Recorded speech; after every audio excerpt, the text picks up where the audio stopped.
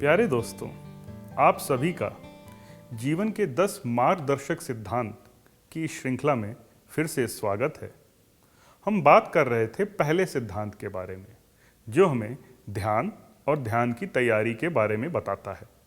हमने देखा कि कैसे सूर्योदय के पहले ध्यान खत्म करना हमारे लिए बहुत आवश्यक है, क्योंकि उस वक्त हम उस दशा का अनुभव कर सकते हैं जो कि सृष्टि रचना के पहले थी। अब हमने देखा कि इस सूर्योदय के पहले ध्यान खत्म करने से हम उस दशा का अनुभव कर सकते हैं, मगर हम ऐसा क्या करें कि हमारा ध्यान नियमित हो सके।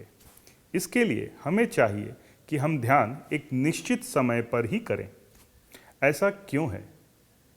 ताकत इंसान में है, और वो ताकत हमें तब मिलती है जब हमारा ख्याली अटकाव उस असल चीज में हो जाता है। जब हम रोजाना ध्यान करते हैं तो हम उस ताकत को अपनी ओर घसीटते हैं।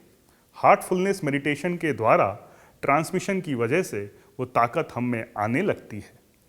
अब अगर हमने आज के दिन ये ध्यान किया और ये ताकत हमने अपनी ओर घसीटी और एक निश्चित वक्त पे किया, फिर अगले दिन उसी वक्त अनजाने में ही हम अंदर से ध्यान में मशगूल हो जाते हैं, क्योंकि उस वक्त वो ध्यान की दशा हमारे अंदर से प्रेरित होने लगती है। इसलिए हमारा आज का ध्यान हमारे कल होने वाले ध्यान में भी फायदा करता है, अगर हमने उसको निश्चित वक्त पे किया। सोचिए कैसा होगा वो समय कि अगर हमने निरंतर एक ही समय पर ध्यान किया और रोज़ाना हमने इस ताकत को अपनी ओर घसीटने की क्षमता को बढ़ाते रहे, और हमारा अंदरूनी वातावरण उस निश्चित वक्त की वजह से उस वक्त एकदम तैयार रहता है। इसीलिए एक निश्चित वक्त पर ध्यान करने से हमें उस ताकत को अपनी ओर घसीटने में बहुत ही सहूलियत होती है।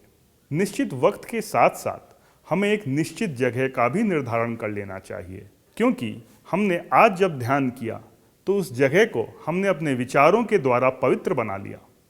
फिर अगर हमने कल उसी जगह फिर से ध्यान किया तो हमारे आज के ध्यान की पवित्रता हमारे कल के ध्यान में भी सहयोगी हुई। हमें ध्यान करने में बड़ा आराम हुआ।